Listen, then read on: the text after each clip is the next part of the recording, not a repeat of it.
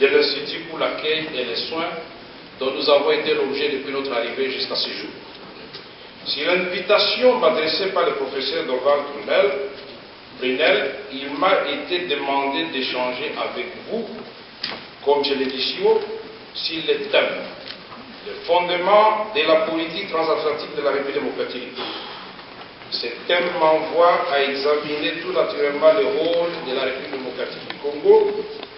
dans les échanges et dans les réseaux transatlantiques dans une perspective nord-sud,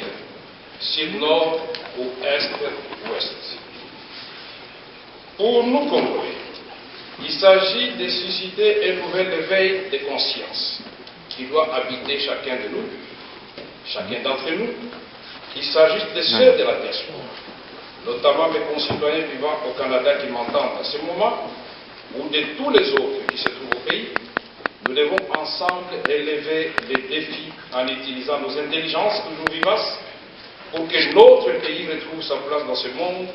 comme le fait si bien le Brésil qui présente presque les mêmes atouts naturels que la République démocratique du Congo. Nous sommes au carrefour d'un grand rendez-vous avec notre propre histoire, qui sera faite de la somme d'intelligence et de bonne volonté de tous les citoyens congolais désireux d'apporter leur contribution à la matérialisation de la gardelle de la nation. Rien ni personne dans le cycle de la renaissance d'une nation ne peut remplacer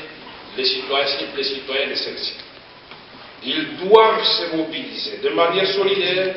et rassembler leurs énergies en vue de leur insertion dans la géopolitique mondiale et peser sur l'échiquier international. Mesdames et messieurs, voilà une belle initiative que cette conférence universitaire, une opportunité bien trouvée qui permettra aux pays riverains de l'Atlantique de mieux coordonner les politiques de coopération par l'échange de vues sur les grands enjeux de notre ère et ainsi contribuer à l'élaboration de stratégies visant à équilibrer les politiques publiques pour prendre en compte les préoccupations légitimes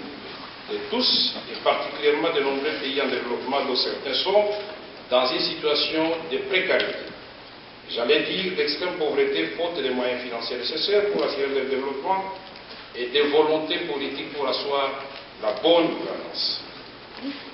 Parlant des relations transatlantiques congolaises,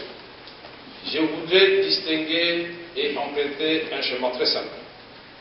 Je voudrais partir de la période de la pierre taillée, Moyen-Âge,